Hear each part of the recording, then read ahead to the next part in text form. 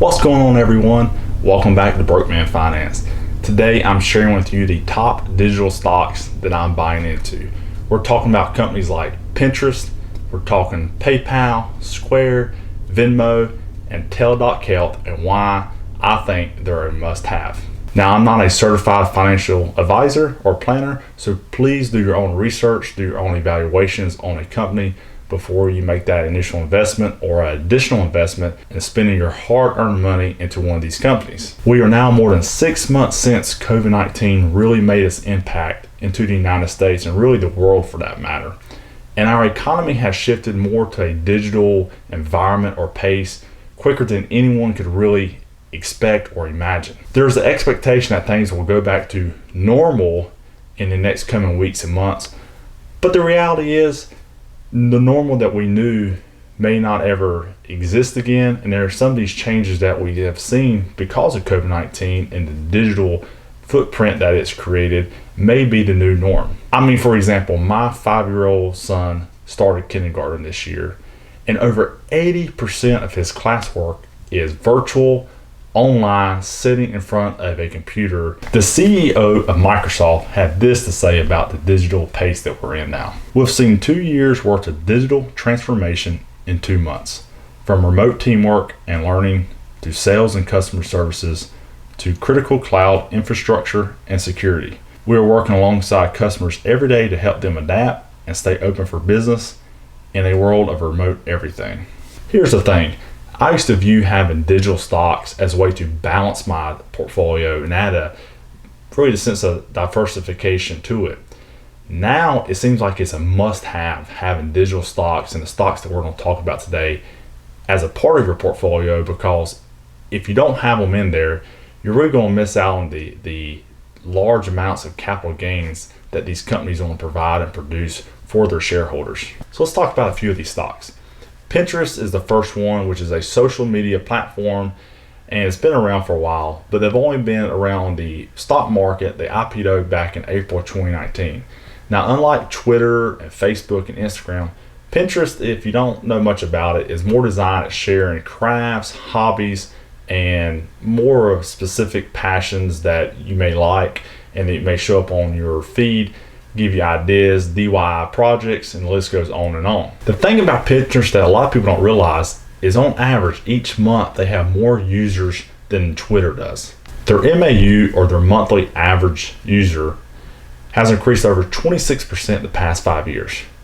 Now, of course, within this 5-year graph or data, it does include COVID-19, everybody staying home and doing those DIY project stuff, but it also includes the 4.5 years prior to COVID, which is a great amount of increase for companies such as Pinterest, since they're now on the public market, because they're able to show people like, hey, yes, we were a long time social media platform, but now we are still increasing. We're still bringing in those subscribers, those users to our platform, which is going to translate into more sales and more revenue, which is going to benefit us or you if you buy into their stock. Speaking of their stock, we've seen their stock price increase roughly 90% from year to date, which is outstanding during today's times of markets where, we saw a huge drop in March where pretty much the entire stock market, even Amazon, took a major hit. So a 90% increase is very good news for this company. They've also announced major partnerships with Spotify, which I'll put the link in the description box below, which is only going to bring in more traffic to their site, which is going to increase the ability for people to put ads, which is, as we all know, is going to increase more revenue, which the more revenue that comes in is going to benefit people like you and I as shareholders. The next one I'm talking about, I'm really excited about, is Teladoc Health. Teladoc Health is basically a virtual doctor's office visit or remote medicine.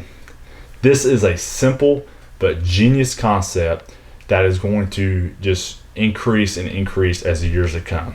Think about it. If you're allowed to work from home, or if your company is making you work from home during COVID-19, when the next virus hits or the next big flu outbreak happens, companies now have adapted this as new norm, and it's going to continue. So if you can work from home, why not visit a doctor from your house? Gone are the days of sitting in a doctor's office, listen to people sneeze, cough, spread their germs everywhere. You don't have to listen to Dr. Phil or the Ellen Show in the background. This is a game changer that is really going to, I think, increase as the months go on. You don't have to spend 15-20 minutes driving to the doctor's office, spend another 15-20 minutes waiting for your appointment just to go into the doctor's actual examination room, to wait another 15-20 minutes for the doctor to come tell you what's wrong with you. On basic level needs, you can just sign in, be in a virtual lobby, talk to a doctor, get a prescription, and you're on about your day. So here's a couple things I like to highlight about the company, just kind of give you an idea of who they are and the direction they're going that's really going to benefit you as a stockholder. Just this past quarter, they had over 52 million paid memberships, 2.8 million virtual doctor visits. They got 55 physicians in all 50 states that signed up with them, over 450 medical subspecialties, and an 85% growth year over year. And just recently they announced that they're merging with Teladoc Health, which is going to only increase and bring more revenue to the company and expand their mark in the world. While people are excited about other stocks like Tesla, Amazon, and Apple, and which they should be because those stocks have seen tremendous amount of growth the past several years, don't forget companies that are emerging in the markets in a world or in a field where they really don't have much competition. The only competition Teladoc Health has is Amwell, and they're just announced they're on IPO this week, so they still have a lot of debt. They still have a lot of work to do on establishing brand. Right now, Teladoc is pretty much the premier provider in telemedicine or virtual doctor's visit. Here's the thing, guys, if this stock isn't in your portfolio, I would seriously look at them and see if it fits your investment strategy, because I think there's some great things this company's gonna do, and I think their stock is only going to increase more. I'm looking at buying more into it and go holding long and seeing these the year-to-year growth and the 5-year average just continue to explode. Now, the next company we're going to talk about is Square or Cash App, which is the same company. It's just the Square is the mother company or the overhead company of the sub companies. Now, Square started off with a POS system. No, not the POS that you call your brother-in-law, but POS, the point of sale system that you see in brick and mortar stores.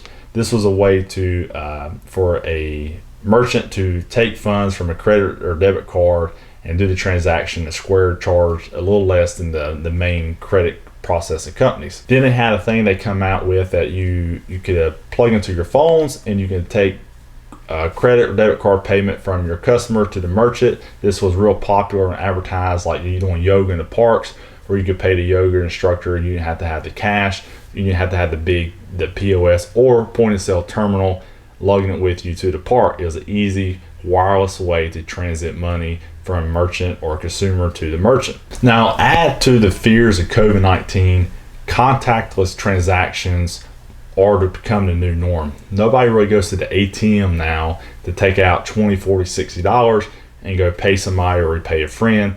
We see programs or companies like Cash App becoming more and more popular and being utilized more every day as an easy, safe, really efficient way to transfer money. To kind of give you an idea of how much they've grown and what they can do financially and what you can expect from them as an investor, Square is up over 130% year to date, and wait for it, over 1,000% growth in the past 5 years. In addition, Cash App now represents over 47% of Square's gross revenue. Now, here's the thing I like about Square and Cash App. Square still offers the business side approach, the POS systems, which is still successful in bringing in revenue. And then you see Cash App as being more the consumer kind of product, where I can have it on my phone and exchange money from my friends to each other. Think if you go to a fantasy football league and you owe your dues to the commissioner, I can just Cash App him $20. I don't have to give him cash.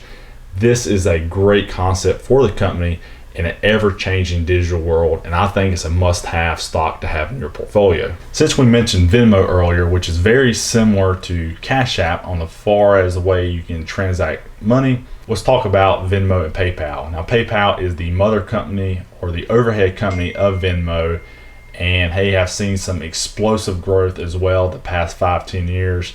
And we'll kind of cover a little bit of the basics of their stocks and why I'm liking this stock as well. Now, just recently, Visa and PayPal announced that they was going to extend their partnership, which is really going to push PayPal into all the different parts of the world. Think of Venmo and PayPal as being the new Western Union or MoneyGram, and they're kind of really pushing them out of their market, and we're seeing their stock really take a hit. So PayPal stock has increased because of the revenue they're bringing in, and we see Western Union and MoneyGram kind of taking a hit because they're just not as innovative as PayPal really has been, and especially their partnership with Visa. To kind of give you a good idea of this, read the article that the CPO of Visa announced regarding their recent extension of their partnership. He said sending money to loved ones or giving small businesses real-time access to earnings is critical during these challenging times. By partnering with PayPal on a global scale, we are bringing together two trusted brands to provide hundreds of millions of consumers and small businesses globally with a quick and secure payment options that can help them maintain financial stability. PayPal stock has seen an increase around 84% for a year and close to 500% for the last 5 years. Just to give you a comparison, earlier we talked about the MoneyGram and Western Union kind of being pushed out of the market by PayPal. MoneyGram stock has lost over 67% over the past 5 years, and Western Union has only increased around 20% the past 5 years. So clearly the percentages between PayPal and MoneyGram and Western Union, you can kind of see that this has become the new norm. The digital age is now here, and it's easy to transfer money from myself to a relative or a friend in London, England, instead of going to the local MoneyGram inside a Walmart or a Western Union office, paying them the money, getting on my card, making that contact transaction and sending them the money. So here's the skinny, guys. I personally don't think you have to be a Warren Buffett or a stock trader genius to understand and to realize that the world's changing. We're becoming more digital each and every day. And if you're not catching up with it in life, you get left behind. And you see, if you work somewhere, if you don't have an email now, you're pretty much useless in a company in corporate America.